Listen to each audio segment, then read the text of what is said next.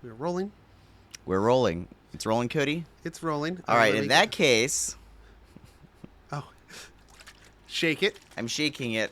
See, you know what it is? I'm getting nervous shaking something in a can that hasn't been opened. Even though it's not carbonated, my brain doesn't know that because I'm so used to everything in a can being carbonated. So I'm scared. And we need to apologize to people. We were recording this on a very hot afternoon. It's August, everybody. It's hot summer nights here in California. Hot August. Hot August nights. And so we're recording in the Least Haunted headquarters. We got a fan blowing in on one end, and we have a nice cross breeze going right across Cody's, right over there. Right across my bald head. Right across your head. Nice. Yeah, you can see your little tiny hairs flapping in the breeze. And there are cars whooshing past, and I've heard several motorcycle gangs go past. So if you hear something like that, that's ambiance. Well, it's also, we're going to hear the beach traffic coming back over the mountain. Oh, yeah. Soon. So, I mean, if we hear something really loud, we'll just stop, wait till it passes, and then kind of like we recorded at Tim's. So we were hearing the guy was doing the yard work. Oh my next gosh, door. yeah. So that was the first episode of this season when we had La Llorona. La Llorona. Oh my gosh, there were a lot of starts and stops there. So expertly edited. I don't think anybody realized it. Anyway, that's enough preamble. Let's get to the theme song. Theme song. Okay. Hello, dig for bone.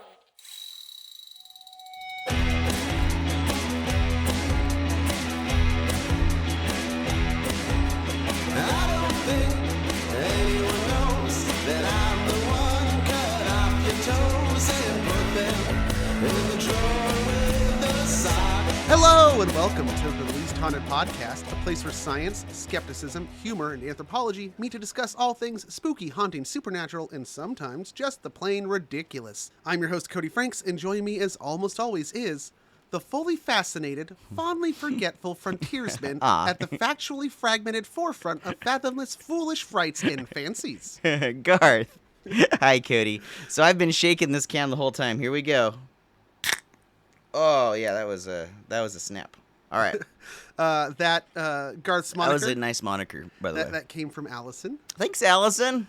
And if you want to supply Garth with an alliterative moniker, join us on Discord and get in the moniker text chat channel. It's a whole channel that I never look at because I want to be surprised. And it's I could actually make that channel. I think I could set it. You could lock me out? I think that I might be able to lock you specifically. But I'm a moderator. Oh, Can you do that? I don't know, man. Some moderators are better than are others. more equal than others.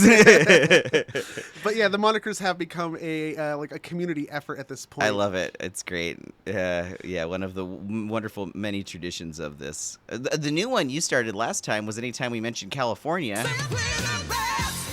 Oh, running Simply jokes? the best. Yeah, simply the best. What was that from? It's a Tina Turner song. See, I always think of, 'cause it's simply the best. And that's like Tenacious D, but I think I'm mixing up the words. Yeah, no, but it's it's Tina Turner. Simply the best. So that's, new bit. Yeah, well, in memory of Tina Turner, Yeah. R.I.P. We want to point out before we get too far into things that we have a Patreon. That's all right. We weren't far into things at all. Yeah, right. We are on Patreon. Patreon.com/leasthaunted. Check it out. You can support us in any one of 3 different levels with various perks that you get. You know how it goes. All kinds of things. Mm-hmm. Too many to list. Yes. Oh, yeah. Anyway. Too many to list to keep things rolling along. Keep them rolling. So I think we're going to... do you want to do spooky checks at the end from now on? We're talking about that maybe. Yeah. So we decided that from format change. Format. It's time for a format change. So I gotta find that sound effect. Okay. All right. So normally we do our little spooky check at the beginning. We talk about things that we may have encountered in the last 2 weeks since the previous episode that might be kind of spooky and then turned out to not be. But we decided we're going to move that to the end, and also it's going to become audience participatory. There we go. Audial. Is there a way to take the word audience and make it audially? Audience-ally? No, it's just the audience audience participation. So yeah, if you in the audience, that's right, you listening right now, I'm talking to you behind your steering wheel or do whatever it is with your earbuds in. If you encounter something kind of spooky that seems kind of weird or have a strange thing that happens to you, write in and tell us about it. Even better if it turns out that you figured out a way that it was totally normal or not spooky. Yeah, I think either way it's good, because if you didn't know, that's pretty cool too. Yeah. So whatever the conclusion was, we want to hear about what's happened to you. What has happened to you? So this is the last time you will hear Spooky Check at the beginning of an episode. All right, spooky check time. I saw Starlink like a week ago. Oh yeah, you sent me the image of that. That was more than I'm used to seeing in a row. It was crazy. We were having dinner with my my brother and my sister-in-law on their patio, and it's like getting late. It's probably about 10 o'clock at night, and I look up. I just happen to look up at the right time, and there, going across the sky, is just a long string of lights. Yeah. Because at first I'm like, oh, satellite, but then here's another one, and another one. How close and then- together were they? Like if you I put your hand if out. I put my hand up, they'd probably be about 2 fingers apart from each other. Okay, so that's like it figures like a degree more or less thickness wise. So yeah, it's a couple degrees. And there were probably about, I think there's more than a dozen. Because I don't know, when did they start? Did they start before I looked up? I find it hard to believe that I happened to look up right when it started. It's possible. And so, yeah, there were a whole lot of them. We got some video. It's on the Discord. You can go to Discord and check out the video of it. And, yeah, quickly we just deduced, like, this has got to be Starlink. Yeah, if you see several in a row, that's Starlink. I've seen them 3 or 4 Also, times. Real talk? Fuck Starlink. Well, I would. Well, okay, well, let's hear why you say that, and I'll tell you myself They why I would recently say got in that. trouble because it turns out they did not do proper shielding, and so they are now sending all kinds of signals out in all directions, and it's fucking up radio telescopes. So it is now hindering science and our ability to explore the universe. That was pretty much the same as my problem with Starlink. Too. Also, imagine you were somebody in another part of the world that had never heard of Starlink before, and you look up and see this long chain of lights in the sky. You're talking about the Prime Directive here. Yes. Yes, we were totally fucking with the Sentinelese people on the Sentinelese Island. Yeah. Also, I just really don't like Elon Musk. Yeah, that's what I figured the root was. But the radio thing is legit, and it's. I don't know that it's actually been too bad yet, but there is a concern among astronomers that, well, if there's going to be more and more of these. Like, astronomy, most of it is. I mean, there are a few telescopes out there. Yeah, but most of them are from the Earth, and you know, all astronomy is just taking data from the sky and just taking very long exposures of things. And if you have these Starlinks flying through your field of view, it's gonna fuck up your images. So I don't know that that's been a problem too much yet, but the radio telescopes is news to me. So that's even more reason to be concerned. They got fined, and they said that, okay, well, they're going to fix it going forward, but the ones that are already up there, it's like, well, that's kind of a hardware issue. So, whoops. That's the thing about putting stuff into space. It's very hard here's the thing. Deal with. Elon Musk, as we found out, especially in the last couple of weeks, does not think shit through. No kidding. Also, he is Did he not, rename Starlink X? And he's not hindered XX. by any kind of monetary fine. Well, that's the problem with fines. Fines are for poor people. If you have money, then a fine is not a punishment. A fine is just a way of saying that it's legal for rich people to do it. Yep. Same with any kind of a ticket. Yep. Yeah. Anyway, that's enough of our soapboxing. Yes. What is the episode about? Okay, well, what are we here's the talking thing. about today, Cody? Well, I don't know if this is going to be the final title. I got to run it by you right now. Okay. Because it's a pun, and this is like the worst Bob's Burgers burger of the day pun level. I've never seen Bob's Burgers. Okay, well, in the show, every episode, like the blackboard joke in The Simpsons. Oh, they have a pun. They have a burger of the day that's on the wall throughout the entire episode, and it's always some kind of pun. Some are better than others. I like bad puns. What is it? I had the chimera of my life. I don't get it. Like, I had the time of my life. I had the yeah, we got to workshop that. It doesn't work. No. Good for effort though. That's like a starting point. Well, we'll improve from there. Well, actually, funny you say that, because Chimeras is just the starting point for this episode. That's not actually what the episode's about, but it's where we're starting. Okay. All right. So, get it in. Let's talk Chimera. Okay. Garth, what do you know about Chimera, excluding what you know for Garth's Corner? Of course. So chimeras traditionally are a type of fantastical creature made up of several known creatures. So, like, you could have a great example would be a unicorn, which is a cross between a horse and a narwhal, or something else. Unicorns always have straight horns, don't they? Yeah. They never have like curved horns. Yeah. Anyway, so yeah, it's an animal made up of a bunch of animals. It's a very long tradition. The Greeks had lots of chimeras in their stories. The Bible has chimeras show up here and there in the Revelations. So, yeah. Multi-headed angels with the heads of lions and oxen and stuff. Real quick before we roll too far ahead, I think it's funny that you chose to say the combination of a narwhal and a horse, because in 3rd grade we had to write fables. It was like a task we were given. Yeah. Or like animal origin story fables. Oh, fun. And I wrote one that was all about how the narwhal got its horn. It's because it saved a unicorn that was drowning in the ocean. I love and that. as a thank you, the unicorn gave the narwhal its horn. That's great. Although a narwhal horn is not a horn, it's a modified extended tooth. Yeah. Okay. I didn't believe, I might have said this in a previous episode, but I did not believe narwhals existed till I was like 16. I'd never heard of them. Oh. They just had never. Well, wait. I there's never. a difference between not believing something and never having heard of it. Well, no, so I never heard of them. Someone explained a narwhal to me, and I was like, "You're a fucking bullshit." Because I used to be very easily taken in by anything. I was very gullible Garth. Yeah, very much so when I was younger. I finally realized that, and so I was just like hardline the other way. Kind of, because I was like, oh no, it's like this thin whale. It's bigger than a dolphin. It has a giant horn, and it lives in the Arctic. I'm like, no, it doesn't. What? No. Yeah, all the weird narwhal. That sounds like you take a Wookiee and you make it an Ewok. Like, you just took a whale and, no, it's not a whale, it's a narwhal. I don't know. Anyway, all the turns out they're real. Yeah, and all the weird things come from the Arctic or the Antarctic, right? Yeah. Okay, so Santa Claus? Back to the chimera. There is a difference between a chimera and the chimera. So, I didn't know that. The chimera is a monster of Greek myth said to inhabit the lands of Lycia, which is in southwestern modern-day Turkey, and Anatolia is the region. Okay. The creature had the body and head of a lion, the head of a goat coming out of its back, and a snake for a tail.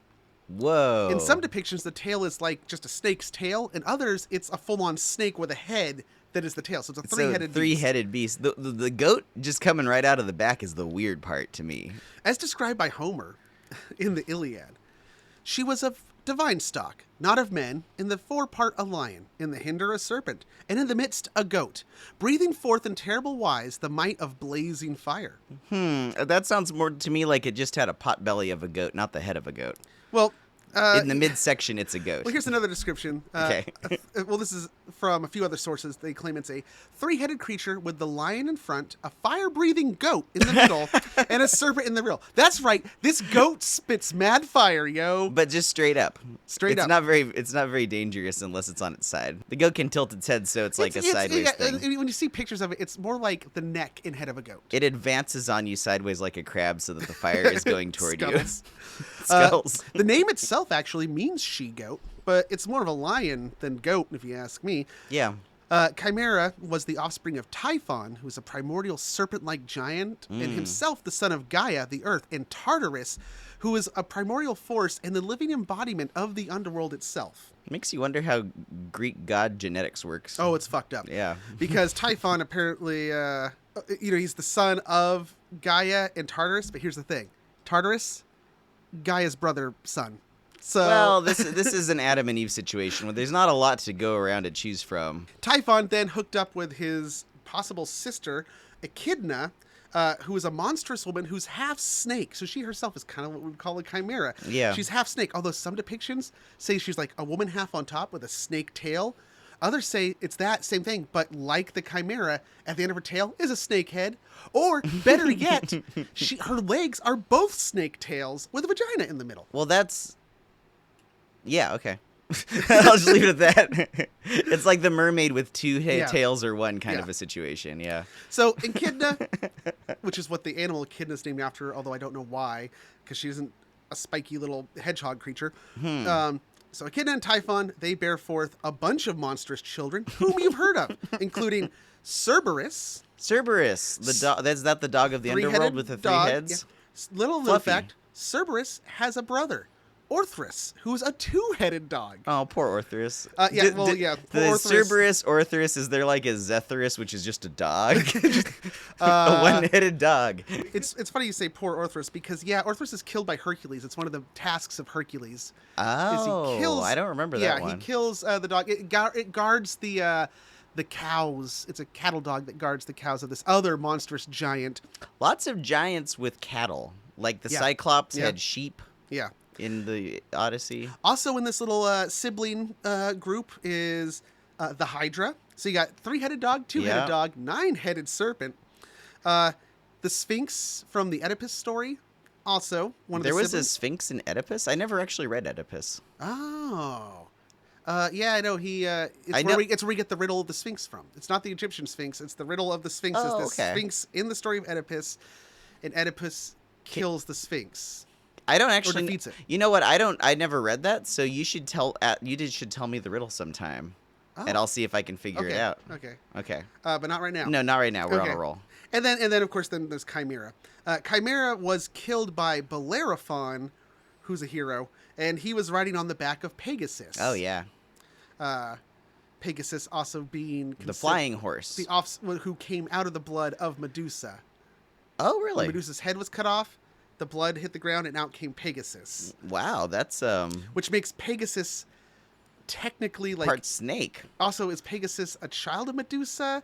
In the Well, same way, Pegasus is a growth of Medusa. in the same way that Aphrodite is a growth of Zeus, because Athena came out of his head. He was a headache. He had a literal splitting headache, and then he split open his head, and Athena came out. Anyway, like we said, the Greek fucking gods all incestuous and crazy. It's real buck wild. They're all tumors of one another. Okay. Now, there are similar creatures in other mythologies, like you said, in the ancient world, that have been who may have inspired the Chimera or also been like the Chimera, including another version of Chimera, I think called Chimera, straight up, from the Neo-Hittite Empire in the area of Anatolia, which Okay. happens to be also where the original Greek Chimera is said to be from. Okay. Only difference with this Chimera, it's the same with the lion body and the snake tail, but swap that fire-breathing goat head out for a fire-breathing human head. Oh, Yeah. I'm not sure if that's more fearsome or not. Makes it kind of me think more of a manticore. Manticore is the body of a lion, the face of a man, and a scorpion tail. That's one of the classic ones that I think Yeah. of. I forgot that they were called manticores, but yeah. In recent times, the word chimera has been used as a generalized term for any animal or creature that is depicted as the combination of two or more disparate creatures. So that's why I said there's a difference between a chimera and the chimera. It's fascinating how often this pops up in the lore of all kinds of cultures all over the world. Just about every culture has stories of fantastical creatures, and they're always described as being combinations of known creatures. Usually because mythology and religions are trying to explain the natural world. So the forces of nature kind of take on personifications. And sometimes those are animal personifications where you're like, well, this animal exhibits a quality of blank. Well, and a lot of like Native American traditions just have foxes, wolves, you know, just about any animal involved in that. Yeah. But I guess if you want to one up fantasticalness, it's like, oh no, it's a combination of several. Like it's even more powerful or unusual.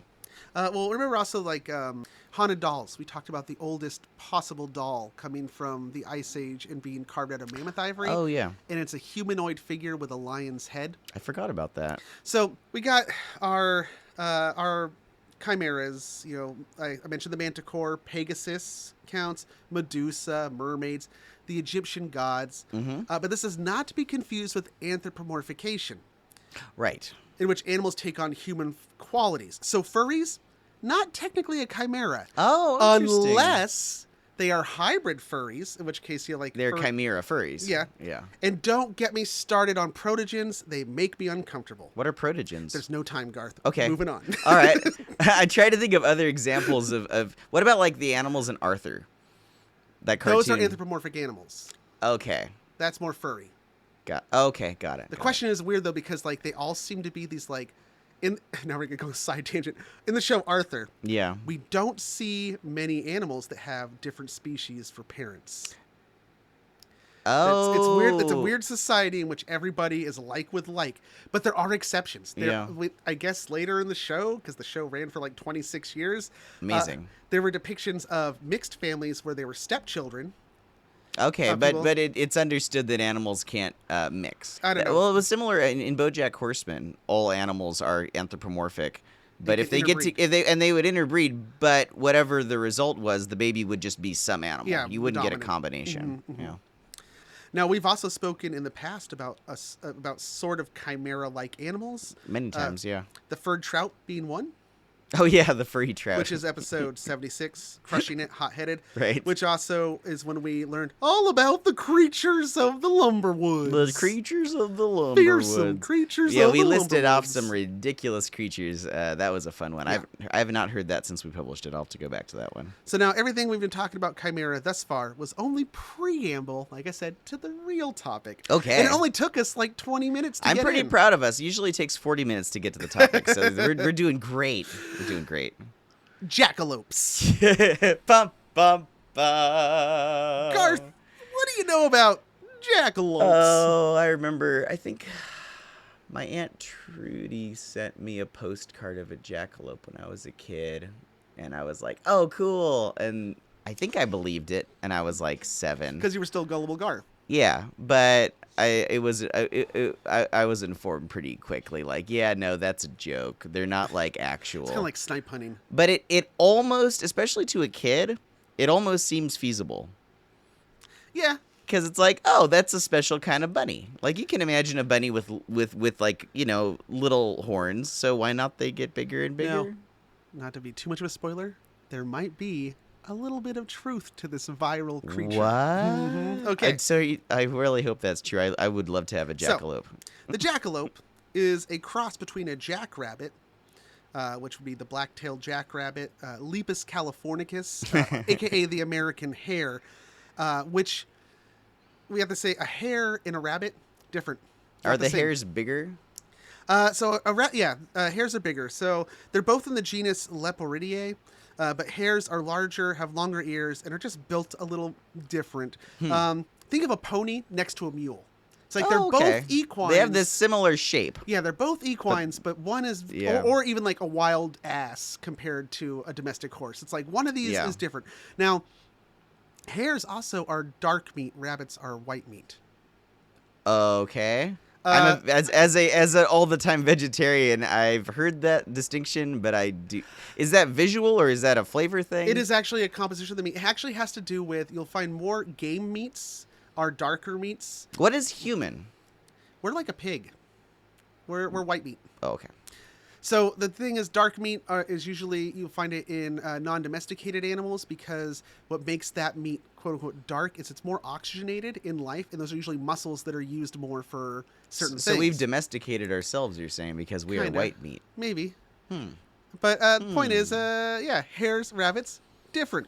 I wonder what a jackalope meat is. So the jackalope is this combination of a American hare, or the black-tailed jackrabbit, and the American antelope, a.k.a. pronghorn. When we, the home on the range. Oh, yes, the deer and the antelope play. Yes. Now, the American antelope is not an antelope at all. But it's something where, it was the Europeans called it one because it's like, this looks kind of like our antelopes. Yeah, didn't we talk about something that's a last thing? Time? Last episode? Lots of North American animals are not technically the names they are. Yeah, I think we mentioned before moose and elk. Yeah, another that's example one. of that.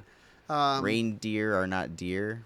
Reindeer are domesticated caribou. Yeah, they are the same species. They are indistinguishable. The only difference is one is kept as pets and the other is not. Interesting. Yeah. So the American antelope, or the pronghorn, Antilocapra americana. Now the name Antilocapra means antelope goat, and so the name is antelope goat of America. Capricorn. Mm-hmm. But again, not an antelope and not a fucking goat. Capricorn is a chimera, by the way. So wow, okay. So the pronghorns are actually more closely related to giraffes and okapis. Whoa! And they are the only surviving species in their famy. I wonder if there were more variety once upon a time in North America. There were a lot of them. They evolved in North America.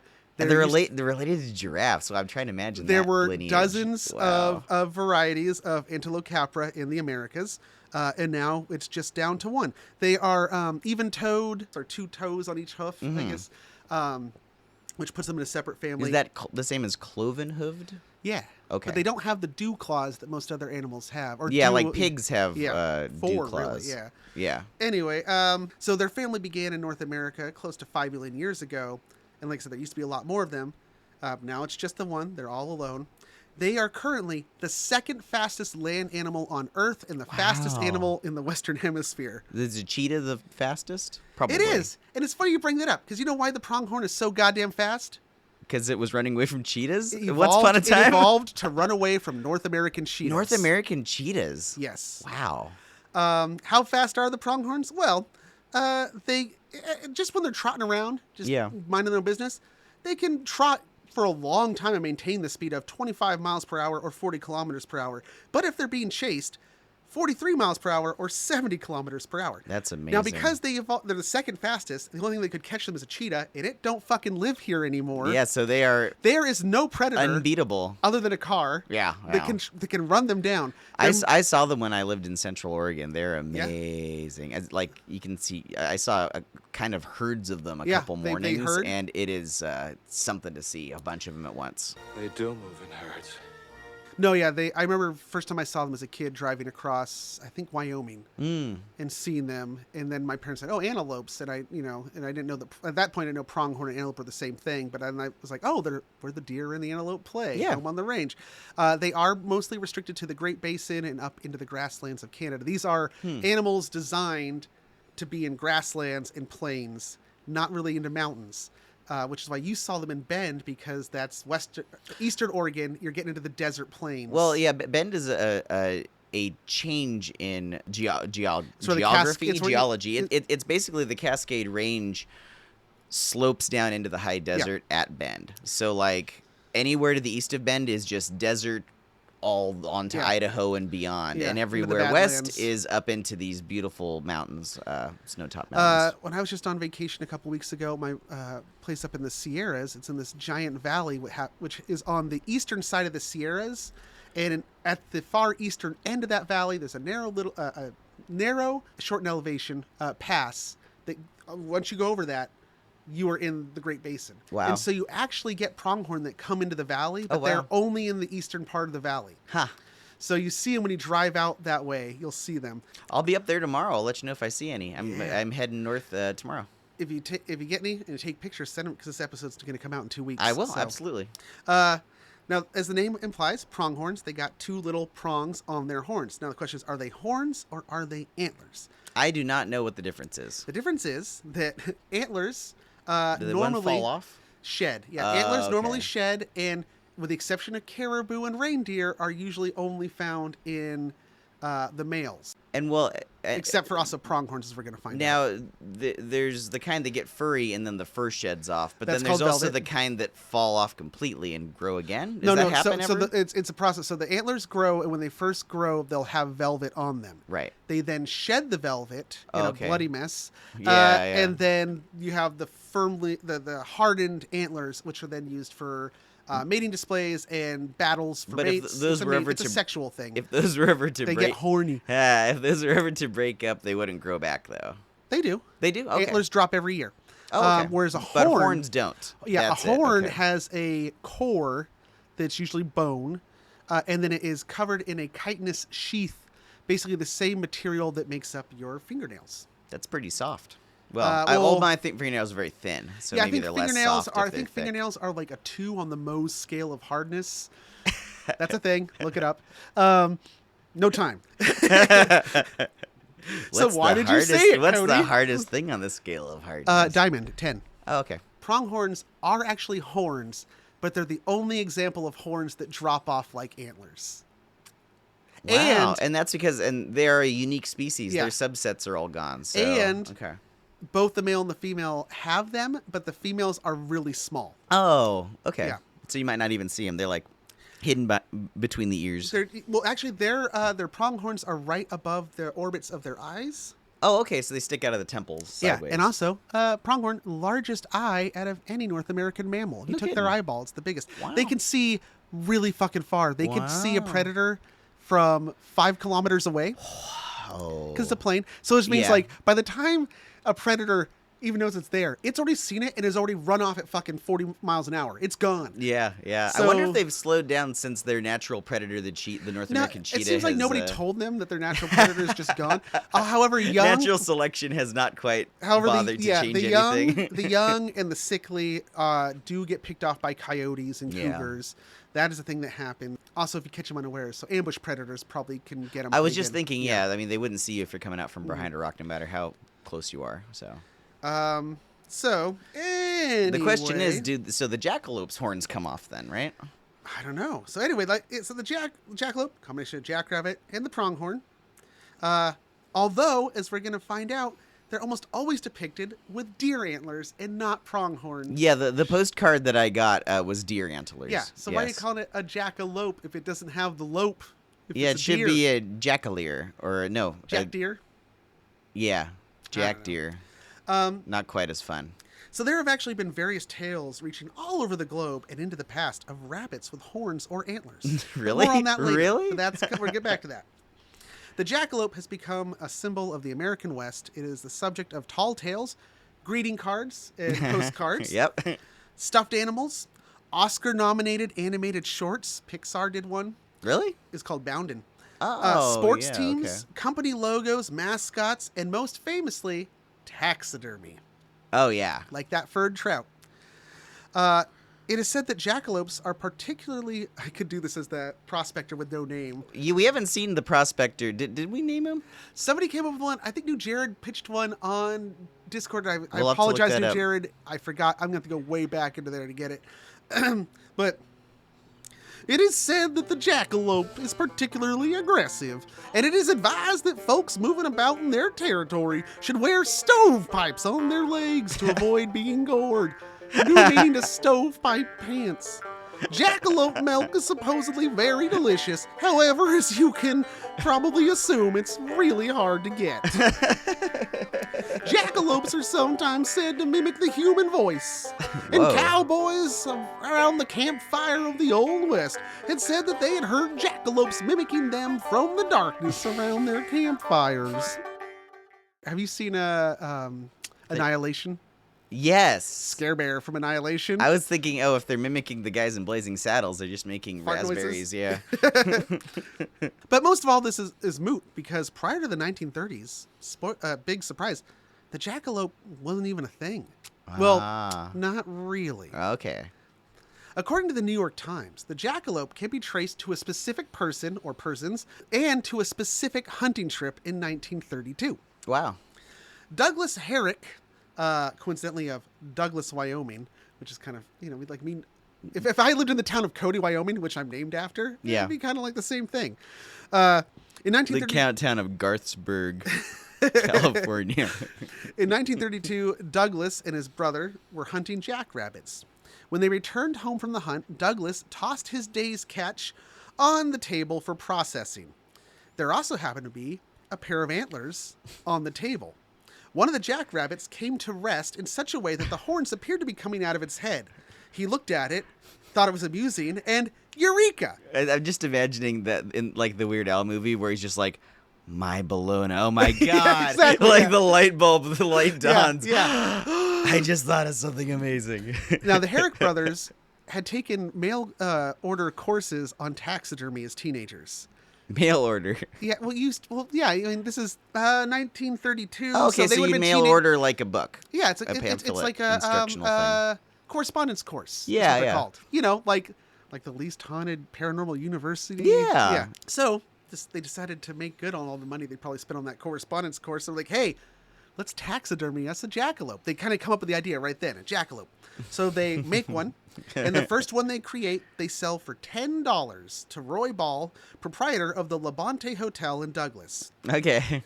Now, I didn't actually do the math. Hold on. Let me real quick see if I can figure out what the inflation... Yeah, $10 in what, 1935? 32. So this is just after the I was going to say, Depression. boy, that's some good money. This is the Depression. Yeah, no, the Depression was 1929, I think, is when the stock market crashed. It was 1930. And it probably took a year or so for everything to really go to shit. So, so this is the beginning of the Depression, and somebody was willing to spend $10 on a jackalope. But that's like $300 or something. What is it? $213.36. Wow. Yeah, pretty fucking lucrative. Well, and there's inflation, and then there's the fact that no one then had money. Yeah. So there's multiple things to take into account for, like, that's a lot of money that dude was willing to spend. Yeah. That's a valuable thing. It was on display in the Levante Hotel until it was stolen and went missing in 1977. Wow. It was a very popular attraction. The town got all in on the jackalope business. The Chamber of Commerce, to this day, still issues jackalope hunting licenses to tourists. The tags are good for hunting during the official jackalope hunting season. When's that? It's only one day a year, and it's on the non-existent June 31st. Oh, that's cute. And it's only good from midnight to 2 a.m. Oh my gosh, that's great. And the hunter must have an IQ greater than 50, but not over 72. There's thousands of people who've been given license. Oh yeah. I just think it's funny. You go in as a tourist, like, okay, now we're gonna give you an IQ test, and Yeah. you have to be in the sweet spot of just dumb enough. Yeah, not And- too dumb though, because we're Yeah. telling you can shoot something. In Douglas, Wyoming today, there's an 8-foot tall or 2.4 meter statue of the jackalope. And every year they have an annual Jackalope Day celebration in early June. Now, since 1981, this dude, Frank English in Rapid City, South Dakota, he's been making jackalopes and making pretty good he's kind of like the official jackalope guy now. He's the official supplier of taxidermy jackalopes for the outdoor and sportsman store chain Cabela's, Okay. which I think is now owned by Bass Pro Shop. Oh, okay. So there is demand for this. Yeah. Oh, yeah. They'll run you about $150 each if you wanted to go buy one. However, this origin story of the jackalope with Douglas Herrick is contested. Oh, okay. Yeah, they call this the Douglas variant of the origin. Folklorist Richard Dorson uncovered evidence of the existence of a jackalope that predates that of the Douglas variant, coming from Minnesota and Wisconsin. Oh, that okay. dates a little earlier. He says it's, quote, a mythological throwback that defies even the most competent biologists of the region. Oh, so he contends this is a real thing. Yeah, well, he says that there were at least 3 known specimens of it. One in Augusta, west central Wisconsin, another in Cornucopia, which is along the southern shore of Lake Superior, and in the north shore at a lumber camp. All this is maybe all presumably shot by careless hunters during the deer season. So Right. he's a folklorist and he's also a humorist. So this might be kind of like that lumber tale or fearsome Okay, creatures in that's what I was Lumberwoods. wondering, because this is the first in the story where people are like kind of saying it's true, but it sounds like he's a Yeah. tall tale maker. Yeah, or collector. Collector, okay. So Got it. it's possible the idea of the jackalope actually was around earlier and people were making these. And as I'm going to get into in a little bit, that actually there is there can be a very good argument can be made to support that. Oh, okay. It's noteworthy that the fearsome creatures of the Lumberwoods, which was published in 1910, made no mention of the jackalope. Yeah, that's true. And that's Not in like there. I never thought about that when we read it, but yeah, that's like Yeah, and so that's before the 1930 creation of the jackalope. It's not being there is a pretty good indication it probably wasn't a very well-known story at that time. Yeah. However, back to ancient history. In the 13th century in Persia, there's a tale of a rabbit with a single horn like a unicorn. Oh. In the 1500s and into the 1600s, multiple zoological books had woodprints of horned hares. This was a thing that was brought up. So there was already this idea Interesting. of the horned hare in supposed zoological books. There are a lot of if you want to see some amazing illustrations, yeah, there's some great zoological books of the medieval period that have a own lot one. of chimeras. Yeah. Yeah, I think we've looked at it before, and it appeared in one of the in a Polterbites that I have. Howard Topsell's History of Four-Footed Beasts, Serpents, and Insects, which comes Right. from like I think 1570s. It itself is a reprint and translation of an earlier German work. Mm-hmm. So yeah, and I didn't check it to see if there was horned hares in there. I'll check It's it got out. some other weird things, but other creatures. So in German folklore, in German folklore, there's this thing called the Wolpertinger, which is an animal that's said to be in the alpine forests of Bavaria in southern Germany. Now, the Wolpertinger has the body of a rabbit. It has the antlers of a deer. It has fangs, sometimes depicted with the hind feet of a bird of some kind, and it has wings. It can fly. Wow, I can kind of picture that. The body, it has the body of a squirrel sometimes too. So they go the head of a rabbit, the body of a squirrel, the antlers of a deer, and the wings of a pheasant. When I imagine that, they've got to scale up because, like, if it has the body of a squirrel, well, it makes me think of that episode. It must be a big squirrel. The episode of South Park where they're doing the whole tooth heist thing is like it's an episode from like 2000, and the dentists are talking about how all these teeth are being stolen by fake tooth fairies. And like, we believe the culprit is a creature with the body of a squirrel, the head of a rooster. And like, it also probably has an understanding of algebra. Now, the Volpertinger, it became a taxidermied animal like the jackalope. People were really into Volpertingers. And usually they could have, like, sometimes they'd have the bill of a duck, or sometimes they'd have other kinds of horns, like goat horns.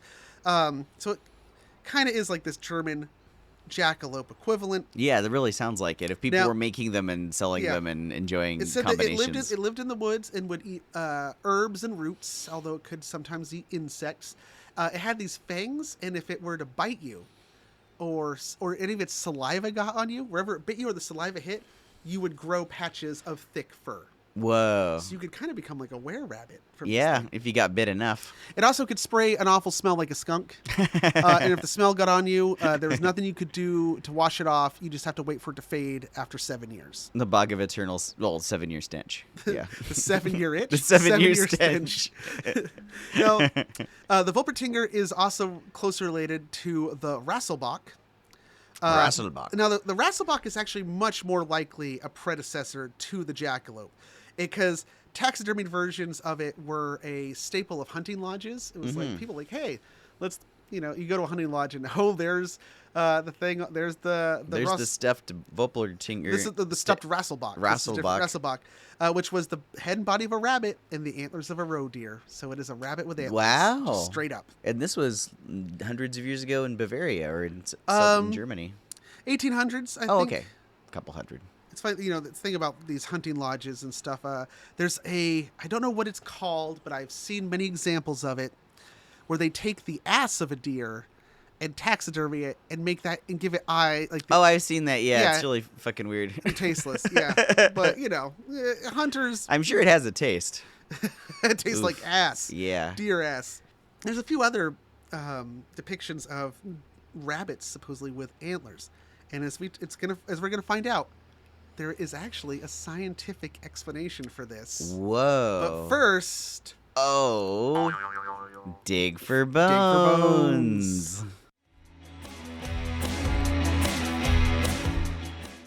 Did you grow up with a lack of parental supervision? Do you know all the lyrics to The Fresh Prince of Bel-Air? Remember Mayor McCheese and the Fry Guys? Have an inexplicable love for the California Raisins? Can you remember Madonna's original phase? Then you might be a part of the Doom generation. Laugh until you cry with us each week as we stumble blindly through the memories of the movies and other random things that doomed us to be the salty, sarcastic, sardonic ladies you want to hang with. You know us, you love us, you can't fucking live without us. Doom Generation, available everywhere you find podcasts.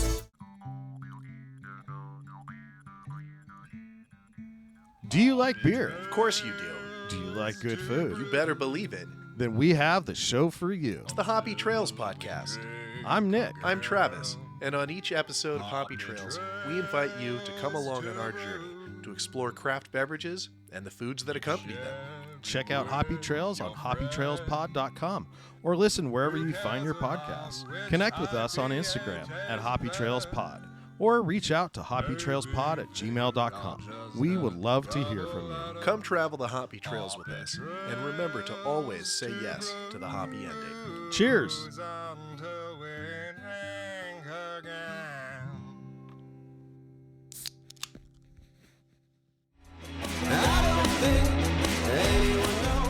Okay, so, Oh my gosh, golly, gee whiz, holy camole, guacamole, holy Toledo. Those were some bones, and we are leaping back. lizards. Leaping lizards.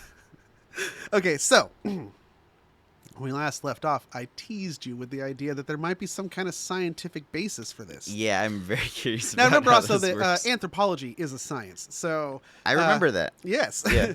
It's the most human of the sciences and the most scientific of the humanities. Yeah. Wow. Yeah. Yeah. So the story of the jackalope, as we've seen it, appears to come from the Great Lakes and the Midwest. The first taxidermied one that people argue is like Wyoming, but also this other guy said no, Wisconsin. Yeah, there were stories of it before that, and then also in Bavaria. Maybe it sprouted up independently. And the current guy who makes the most of them is from South Dakota, which also South Dakota, is it real?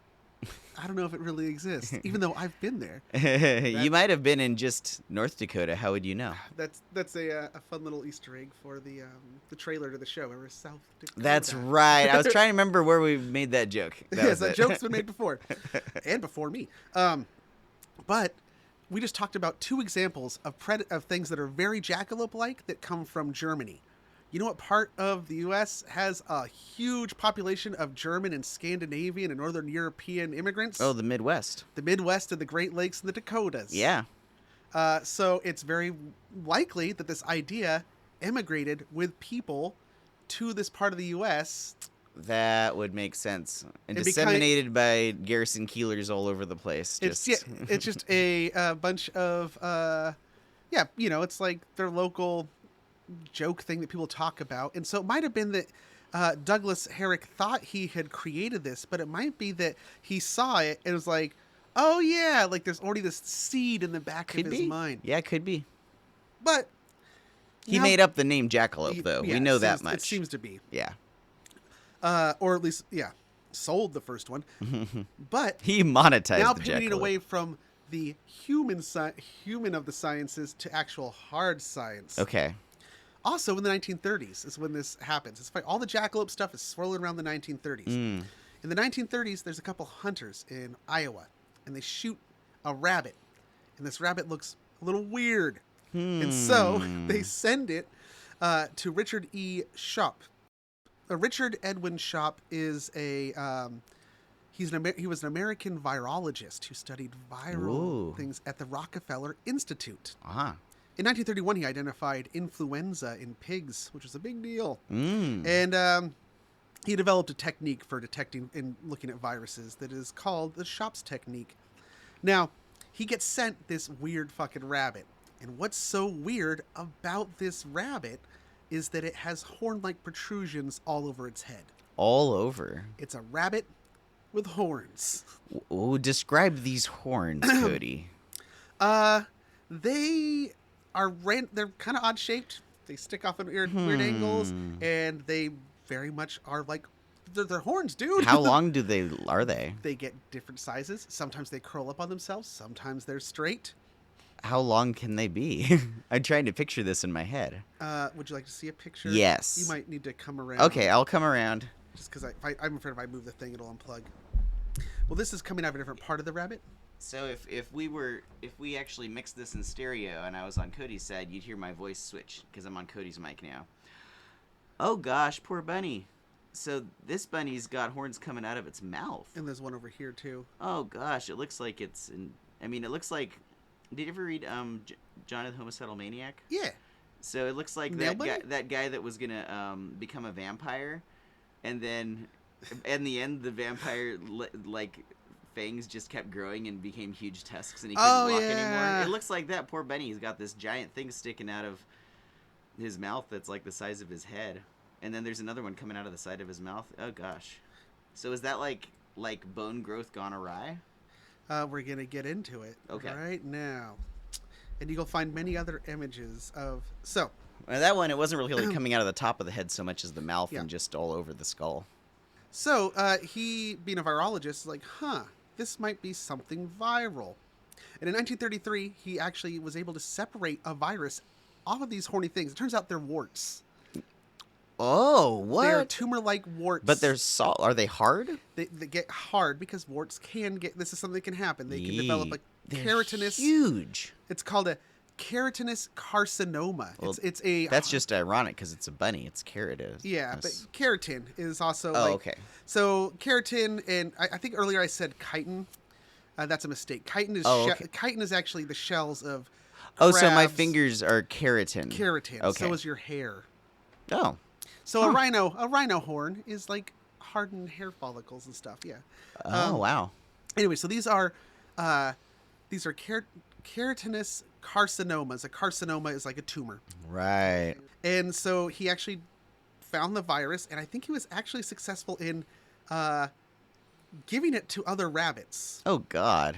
But then he was able to, so he that picture is kind of burned into my mind. It's really disturbing. It gives me the gollywobbles. Oh gosh. So he inoculated domestic rabbits, and then they developed similar tumors. He then, poor bunnies. The virus is now known as shop papillomavirus.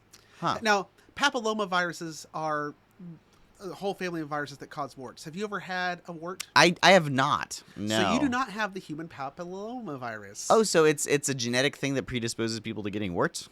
No, it's a virus that you get that gives you warts. Oh, how do I continue to avoid this? The HPV vaccine. Oh, I think I got that. Wow, it comes out as warts. Yeah. Because it's sexually transmitted, right? Not entirely. Oh, okay. Plantar's warts is a thing. When I was a kid, I had a plantar's wart on my finger. You can get them from like a public, walking around barefoot in a public shower, right? I don't know. Or no, I'm thinking of That's warts. a myth. No, okay. There's warts and then there's other skin things. Yeah. So the deal with warts. Okay. And I might be, it's the human papillomavirus. I got, so I once Have you had a wart? Well, I've had warts. I've had one okay. on my foot, and when I was a kid, I had one on my right hand, on my index finger. How big did it get? Varying sizes. And I used to say that was why I was right-handed. I was convinced it's because like I had it on my right hand, and so I just like favored that hand. I don't know. That's not actually how that all works. Oh, okay. But once you have the virus, a wart can show up anywhere on your body. Oh gosh, so you're just like hoping it doesn't show up. I got one on my tongue. Oh, and they removed it. They good. be removed. Okay. There's various ways to remove them. They can freeze them off. Did they freeze them? Yeah. They can freeze them off with nitrogen. This time, this one I think was they anesthetized my tongue. So they injected like a numbing agent into my tongue. Yeah. And then they snipped it off, and then they cauterized it with silver nitrate. Damn. Had I been a werewolf or a vampire, that silver nitrate probably would have killed me. Oh, it would have. Yeah, they don't like those silver things. The point being, once you have it, you can get it anywhere. Now, if in the case of the human papillomavirus, if it shows up internally, inside, that say, could really fuck things a up. uterus. Yeah. Yeah. So that's why they want girls before puberty or around the time of puberty when they become reproduction starts kicking into gear. Right. To get the HPV vaccine. Is that still a controversy these days? Oh, because they think it's going to encourage kids to have sex just because we're giving them a thing that prevents an STD, or not an STD, but it prevents a thing. Well, so it can be. I mean, genital warts can be a STD because you get the virus through contact. But not even just that. But you can get the human papillomavirus other ways. It's so weird that that's controversial. I don't understand that. And it's like, so like, why wouldn't you just, if it could show up anywhere on your body? Anything you can get that will prevent a possible bad thing, why not? Yeah. Yeah, because then it can become cancerous and kill people. Wow. Yeah, so in 1984, somebody sequenced it, and they're like, it's now, they said it is similar to human papillomavirus, but it's only in rabbits. But it can show up in rabbits around the world. They found it in Europe, and they found it in the Americas, which explains why you might have Jackalopes. ancient stories going back to the 1500s and the 13th century Persia of rabbits with horn-like growths on them. Is it more common in rabbits than other animals? I mean... Well, this is a rabbit and hare version. Oh, okay, because I was thinking, I mean, if this happens equally weirdly in some of any animal, I wonder why rabbits are the ones with horns in all of these stories. No, because this is specifically... It's a specifically rabbit and human they call it, it's Shope papillomavirus. Yeah, because, okay. It only affects rabbits and hares. Worldwide, apparently. Interesting. Yeah, and so what happens, though, is that it can cause them to grow all over the head, the mouth, around the eyes and the anus Oh gosh. of these poor animals. In the case of that one that we saw with it was his mouth, if it gets big enough, they can no longer eat and they starve to death. That's what that one looked like. That was you showed it to me and it was like a long burn, but I'm still seeing it in my head and it's really disturbing. Yeah. Yeah, and I'm not a virologist, and we could go on. There's a lot of stuff about this virus and how it, spreads. And I think I was kind of confused. It seemed to be that sometimes they can recover. Because they really? said that, oh, wow. If they've been inoculated with it, there's kind of a thing where they then might not develop the tumors later. But you still have to cut the current tumors off. Yeah. Yeah, okay. Interesting. In most of the cases, these are wild animals. So how are you going to even... Yeah, so usually they probably would just euthanize the animal. Yeah, that looks like a really brutal way to live. Yeah, to be humane, because a lot of these look very miserable. Mm-hmm. And so, but since it's been identified, it's people are now aware of it, and so it's documented more. Yeah. It seems weird that prior to 1930s, it's like nobody had actually produced a dead one of these rabbits. They're probably still around, but it just was unknown. So even when it was seen, and it's very kind of coincidental that the Shorp. Is it Shop? Why do I want to say Thorpe? Shope. It's Shope. It's Shop with an E. Shope. But he encounters this thing and does his kind of investigation in 1932, 1933. Right around the time of the jackalope. The guy's making the first jackalope in Wyoming. But I don't know. Coincidental. Yeah, coincidental, because there's no way we could say that, like, this guy's doing his studies at the Rockefeller Institute. This is pre-internet. It's 1930s. I mean, radio It sounds is a like thing, it's but most likely coincidental. Yeah, it's coincidental, but it is very interesting. That is good. That's good. And also can serve as an illustration that, look, we're skeptics. Mm-hmm. There's folklore and weird animals and stories, and it's easy to be like, okay, on the surface, no, right? Yeah, it's easy to just be like, oh, they made it up. That doesn't mean there isn't some story. But there's, to every legend, to every story, there is some little, almost like a pearl. There's a little grain of sand at the center. You know, that then gets hardened over and polished and embellished into this bigger thing. But there's still that little grain of sand somewhere at the middle. And that's what a lot of legends and myths are. We talked about, I mentioned how the pronghorn is related to the okapi, right? Which is a cousin of the giraffe. The okapi is the official logo animal for the Cryptozoological Society. Oh, really? Because there was a time when the okapi was known only through descriptions, and European colonizers to the Congo were like, bullshit, that's not real. There's no way that's a thing. And it turns out it was.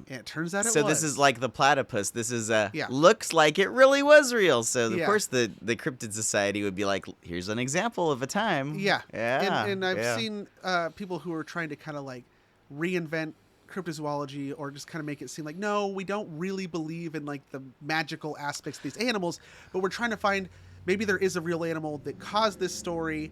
But also a lot of them say, well, maybe it's an extinct animal that's, remnants. Well, that's I mean, it's worth looking into everything, right? Oh yeah. And maybe looking into these legends could get you on a track that makes you learn more about the world. Yeah, well, like the Yeti. We found out that the Yeti was a cultural story that actually taught a lesson about your environment and the dangers of the environment they were in, and also about a species of bear that is technically extinct now, isn't around anymore. So a lot of these stories, it's like, no, these, like, at some point there was a function to the story, and it was probably based off of something close to what the final product is, but has been embellished over time. Now, there are some animals you're like, well, no, that's straight up biologically impossible. Sure, yeah. Like the Jersey Devil, there's no weird animal running around with a camel head or horse head and on two legs that has bat wings. And that's too much, man. Too much, right? That's too much, man. But, the server's like, well, a deer with antlers, that's... A deer with antlers. A rabbit with antlers. A deer with antlers would be absurd. But a deer with... I'm saying it again. A rabbit with antlers. There's something to that. You're like, but, their antlers, they're not growing antlers, but... There are other mammals that do grow antlers, and then it turns out actually they grow horny protrusions sometimes that people have seen. And as biological engineering develops, we might be able to make some. We already have glowing bunnies. Isn't that the thing about the glowing cats? Do they have glowing cats now? There's this idea that they could genetically engineer cats that would glow in the presence of radiation. And then you would seed into world mythology this idea of glowing cats being dangerous and to stay away. So that this is an idea of how do we protect radioactive sites in the future. I feel like we've discussed this before in some episode. Yeah, or a polterbite. Yeah. So the idea is radioactive stuff is going to last tens of thousands, hundreds of thousands of years, way past any Our culture's society. gonna be gone, There won't be records don't last that long. So if humans are around at all, they're not gonna. Most likely, they won't have any knowledge of anything we have said or done or thought about it. The world. I just realized a pun. I'm gonna make a pun. Okay, get ready. I'm sorry, Cody is wound up with his pun. All right, get ready to drop a pun, Cody. All no, right, keep on going I'll with that, continue yeah. talking. Yeah. So the worry is, well, this radioactive material is going to outlive our stories about it. So how can we warn future humans about, like, stay away from this where we dumped a bunch of crap? You can't just put a skull on it because a skull is not always going to mean, it's different cultures have different associations with the skull. Right, yeah. So yeah, what kind of warning could you give that anyone in any time in the future would understand to be stay away? So the idea was breed these cats Yeah. that would fluoresce or glow in the presence of radioactivity, and then you would create this myth. Yeah. And it would pass on through the generations and become ingrained in the cultural consciousness of future populations. And you would have to do it like worldwide, so people would see these cats. It's a good idea. I feel like it'll backfire and you'll have a Now- cult of people. Have you read Dune? No, I started it and I need to spend more time with it. Okay, It's and this too is much, not man. this is not much of a spoiler. Okay. But Okay. in Dune, There's the worms, right? The well, yeah. sandworms. So on the planet of Arrakis, which is Dune, the local population, the Fremen, have this myth of this thing that the Kwisatz, which basically is the Kwisatz Haderach, which Okay. is the supreme being. Okay. Although I think they call them a name, but the idea is that there's this religious order called the Bene Gesserit, Okay. who have been over hundreds of thousands of years trying to breed this perfect human being, but they have also been going around the galaxy to inhabited planets and planting the myth of this Kwisatz Haderach supreme being, so that when they finally create this person, Oh, they're priming the pump to conquer other worlds. yeah, pretty much, Okay. right? So when I was thinking of these radioactive cats, it's the Kwisatz Haderach. The Quiz Cat Haderach? Yeah, because it's the same idea. We're creating the story and we're seeding it into future populations. Yeah, that would be what it would be. Yeah, it's the Kwisatz Haderach. It's a good pun, Now, Cody. Garth, I have this box over here. I want you to put your hand in this box. Okay. Don't pull it out, because this here's the Gom Jabbar. So, yeah, I've not read Dune. I guess I need to read Dune. But, yeah, I feel like that would backfire because, these are cats that glow sometimes. Because Yeah. they don't glow all the time. Only so people would be attracted to the glow. I think that would have the opposite effect. Also, the idea is that you are now what? And you're dooming future cats to being slaughtered because they'll think that they're devils or something. Also, the idea of what we're gonna take domesticated cats and put them all over the world and just encourage.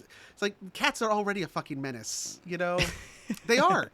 I think maybe New Jared can back me up here on the Discord, but I'm pretty sure. Are there no cats in New Zealand? No, there are, but I think there have been many attempts to try and make it so that they can no longer breed cats or bring cats into New Zealand, and the current generation would be the last. I don't think it's succeeded, but only because New Zealand had no It was a dingo situation. Did they just no, wreck? okay, so the only native mammals are bats. Really? There are no native venomous creatures on New Zealand.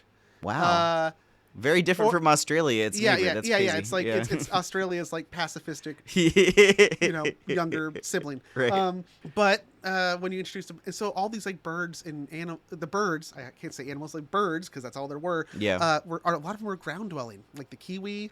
And Why would I have the to fly? kakapo. There's nothing that's getting me on the ground. Yeah, exactly. And then they bring in house cats. Oh. And they just fucking the kakapo is the largest species of parrot. It is a ground-dwelling parrot. It has a very complicated and very stupid breeding system where it only is sexually receptive every 40 years or some shit.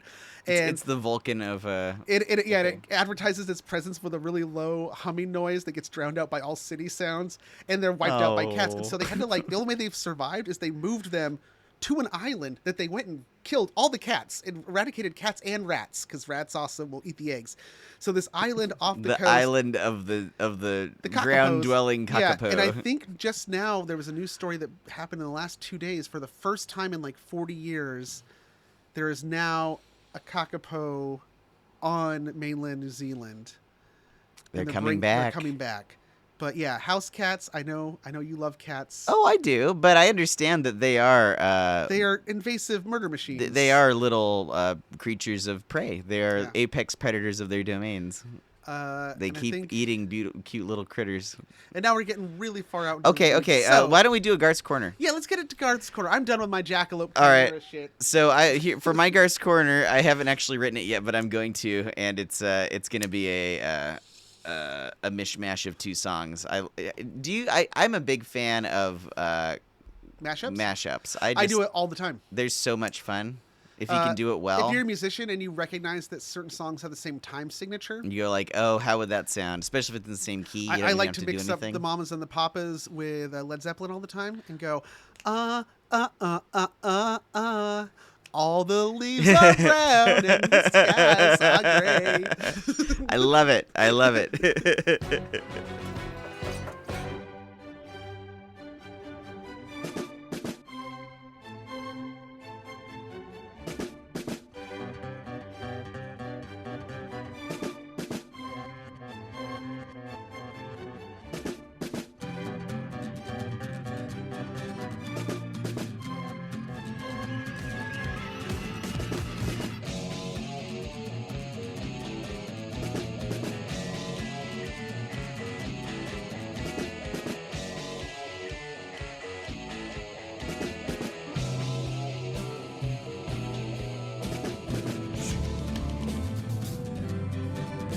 Garth's Chimera Corner. All right, so for this Garth's Corner, we're going to do a little story time. Garth's story time? This is Garth's story time corner. Have you ever had a Garth story time? I mean, I've told stories on Garth's Corner, but I've never made it official. Okay, well now it's So official. here we go. So I got this I was thinking about the Chimeras, and I remembered an old Radio Lab episode. It took me a while to find it, but back in 2010, so that's 13 years ago, there was a short in a longer episode. So I listened to that, drew from it, and then looked up some other things too. So all credit to Radio Lab for the bare bones of this Garth's Corner that I then embellished. So that was from the August 19th, 2010, and you can listen to it too if you go to the Radio Lab website. They have the backlog there, and I recommend it. It's really interesting. So, here's the story. This is the story of Karen Keegan and her doctor, Lynn Uhl. She lives in the suburbs of Boston, and this took place in the mid-90s. She needed an urgent kidney transplant. Her doctor said, we got to do this right now. So she needed somebody to give her a kidney, so her whole family was willing to donate a kidney. She had 2 sons and her husband, and they all offered, hey, we'll give you our kidney. So they did a routine blood test to make sure, whatever they needed and prep, and then they were going to decide whose kidney she would get. Yeah. Turns out, 2 weeks later, the results came back, and Karen was not the boy's mother. Either of her sons. Now, here's the thing, is that a lot of cultures around the world are what we call matrilineal, which is that you trace your genealogy through your mother, not your father. Right. And why is that? Because a man can deny that he's the father of that child. It's really hard for a woman to say, I didn't pop that kid out. Well, that was the trick, and it kind of puzzled everybody, because it's like... Unless they swapped him in the... Yeah, to have that happen twice? So this is the question, like, how could this have happened? It's not like she could have even stolen somebody else's kid. Like they're like, well, maybe the babies were swapped in the hospital accidentally. Exactly. But to have it happen but twice. It turns out, because they did blood tests on everybody, the father was these 2 boys' father was her husband. Yeah. So did he gaslight this woman into thinking she had these children? So everyone was like, well, what? So no one knew what to do about this. And it caused a lot of strife and worry in the family. They were kind of going over and over it for several weeks, actually. And no one could really figure out what the deal was. She was at one point kind of accused of, like, did you, like, steal a baby? But then that wouldn't work because the husband's. Did he steal a baby? Yeah, did he steal a baby but impregnate a woman? So there's no one could figure it out. So the doctor, Lynn Uhl, thought about it some more, and they said, well, we'd only tested her blood, so let's do some more genetic testing of just other tissue. Yeah. They got some saliva, hair, thyroid, bladder, skin, the works. They just took DNA from all over her body, and they found that she had 2 sets of DNA. So she was person is 2 people. She is 2 people, and I am of 2 minds. On this, guys. Yes. So it's like you can get really philosophical here. Like, as far as this concept of individuality, it's not like she has 2 heads or is like a conjoined twin or something like that. Or is she? Well, that's the question. So different parts of her body apparently have different sets of genes. So what happened? And this does happen. It's very rare. And it probably mostly happens and people don't even know that they are their own twin. You, listener, could be this and not even know. Yeah, how would you? So you'd have to test a bunch of different parts of your body and see if you have 2 sets of DNA. So here's how this happens. In this case, Karen's mother had her...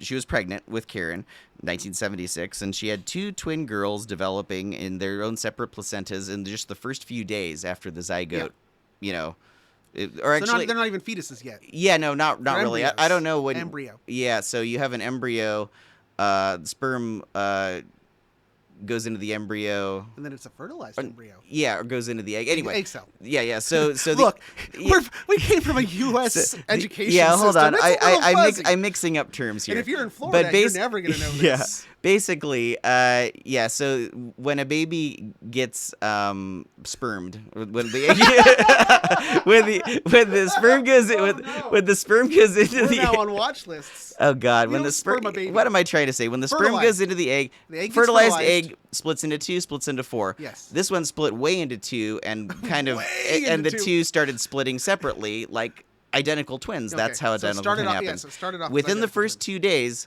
they combined together again. Well, they wouldn't be identical twins then, because identical twins have the same DNA. Yeah, so they were fraternal twins. And then then they combined back in. So if it happens past 4 days, then that would result in most likely conjoined twins. Okay. So basically what happened was, as this single person kept developing in the mom, the DNA didn't mesh together evenly. Each part took on different organs. Randomly distributed. Yeah, and like you kind of want to see a map of her body and see like where are the lines, but you can't see it on her. It's not like she has a differentiation that's visible, but different organs are different parts. And so turns out that the blood was one twin and the womb was the different one, and that's why the DNA were separate. Wow. So there you go. So she was like her children's own surrogate. Yeah, and the question is, it's like, well, she was kind of worried about it. It's like, well, are these my kids? And it's like, what's the DNA of your brain? Yeah, exactly. So that's the question of individuality. So it's like, well, it's her womb's twins, but which part of you do you think is you? So yeah, you'd have to, I guess, if you think that your soul is in your brain, then you would have to do a DNA test of your brain. But maybe different parts of her brain were, I don't know. Yeah, because how do you pick which what one part is you? counts as me? And the truth is, and this was her sort of conclusion, is that she thinks of herself as just the union of 2 people, and that's the way she considers it. But she said at the very end of the radio lab that there is, because they interviewed her for this radio lab, and she said that there is sort of a feeling of loss because she could have had a sister. Yeah. And really interesting. So for the rest of the Scars Corner, I have a few other examples of this having happened, because it is rare, but it has happened. We have Dutch sprinter Fjoki Delema, who was expelled from the 1950 national team after she refused a mandatory sex test in July 1950. Later investigations revealed a Y chromosome in her body cells, and the analysis showed that she was probably XX and XY mosaic female, which is something I'd never heard of before. Oh, yeah. No, look. The genetic variation of gender is fascinating. Or not gender, I guess you'd say... Sex and gender are not the same. And gender are not the same, so I guess sex in this case, because even though, even that, it's like, it's so varied and complex just by its very nature. Yeah. You have so many combinations. What's interesting about biology is how messy it is. You try to define things, and then you get all these examples. Which is why when you have these fucking assholes who are like, there's only two. Yeah, they can, no, not really. Not even technically, no. Yeah. What was it? Was it your grandma that said take a flying fuck at a rolling donut? Who was that? That was Kurt Vonnegut. Oh, that was take a flying fuck at a rolling donut. Yeah, that's what this film can do. Because you know what? Fuck you. You might be two people in one body. You don't even know. Yeah. 1953, a human chimera was reported in the British Medical Journal. A woman was found to have blood containing 2 different blood types. So even in this case, the blood, which is its own organ, had 2 types in it. And apparently this was the result of her twin brother's cells living inside of her bodies, but I guess different parts of her blood had both. So that can happen too. You can have yeah. So you can get mixed up any different kind of a way.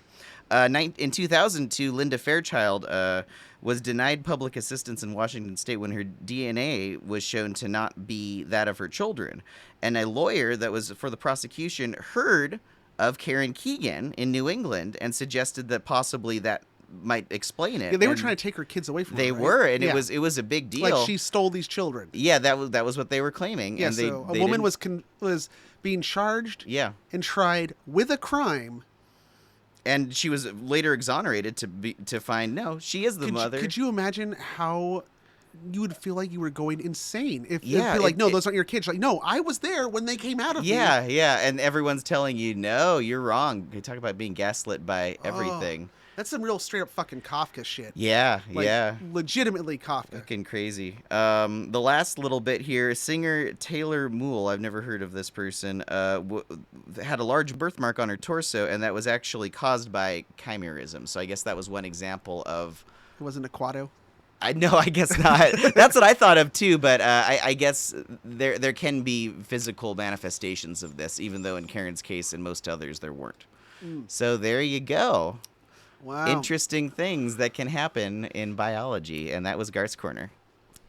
Oh, thank you very much. Thank you very much. I'm trying to think if I've got anything else. I think we covered all the stuff. Any other philosophical thoughts about all of this? Now, what did we learn here? What? Well, we learned not to do it again, Cody. Whatever the fuck it was. We learned not to do it again. It's funny. I hated that movie the first time I saw it, and I've since kind of come around. It's a weird one. Burn After Reading, everybody. It's God. I have yet to find a Coen Brothers movie I don't like. Some I like more than others, but I think I didn't like it because I had this feeling at the end that because it's summed up with that line where I'm like, yeah, I just wasted fucking my life. It does tell you that it was meaningless at the end. Fucking The Big Lebowski, one of my favorite movies of all time. I am an ordained minister in the fucking Church of Latter-day Dude. I'm a dudist priest, card carrying, and I've done weddings. That led to nowhere. And it is. It's fucking nothing. It's a bunch of nothing, man. She kidnapped herself. She didn't even do that. She was just gone. Did you ever think of that? She was just out of town. Maybe. But yeah. She didn't kidnap these children. Sometimes a story is more about the journey than the destination. Yeah. Well, that's life, isn't it? It is. It all ends in one place. Yeah. Nothing. Yeah. So with that, hey, have a great evening, y'all. Or morning. Patron producers. Monster Squadron. Oh. There's also some squadrons. You know what's not nothing and doesn't end in nothing? Our Monster Squadron. That's right. It ends with Blue Roan. It ends with Blue Roan. That's true. Okay. But it starts with Travis Alexander, the Bi Barbarian, Rachel Krieger, Tom Dahl, Justin Duckham, Kelly Flynn, Gunnar Franks, Carla Harrington, Lord Havelock, New Jared, Brian Lamb, TJ Levenhagen, Alicia Overton, Jordan Ramey, and Blue Roan. That was the 15. I counted on my fingers. Woo! All right, everybody. Well, thank you, Cody, for doubling up. I know this was a lot of extra work on your part because we basically recorded an episode and then did this a few days later because I'm going off to the great north. Yeah, for your turn 12, for vacation. 13 days or so. So wow. Yeah, I'll be gone for a while. There's some cryptids up that way. Yeah. I'm going up to Olympic National Park and we're going to go camping for a while and then backpacking. So I'll take some video and maybe I'll see. I don't know what's up there. I'll look around. Okay. Yeah, maybe I'll see. If you go across the Tacoma Narrows, there's a giant octopus in there, supposedly. I think I'm going toward the coast south of that, but I'm not sure. There's a lake monster, but that's in eastern Oregon. Oh. I mean, Eastern Washington. I was gonna say No, I Eastern don't remember Washington. many lakes in Eastern Oregon. No, there Eastern might be a couple, Washington. but okay. But yeah. All right, guys. I guess that's all that there is. You can send us mail. Oh yeah, we have mail. P.O. Box 22, Redwood Estates, California 5044. And also, when you hear this, there will be one more final Campfire Club next week. Yeah, so this is your last chance to submit stories. Last chance, everybody. Yes. And come join the Discord. I think I've said that many times already. Discord. And, Cord. It's not very discordant. No, the concordance is palpable. Concordant. Okay. Well, with that all out of the way, until next time, the only thing that's haunted is you.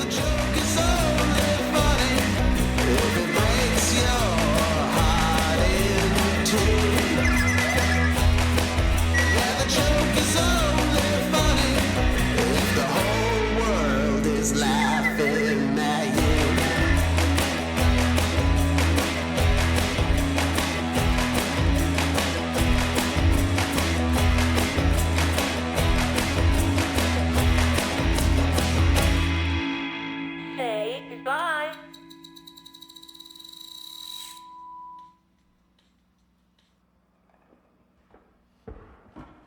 Appointed rounds. Of course, they never mentioned jackalopes. Just when you thought it was safe to check the mailbox, Jackalope 3 terror came. COD. They'll never catch me.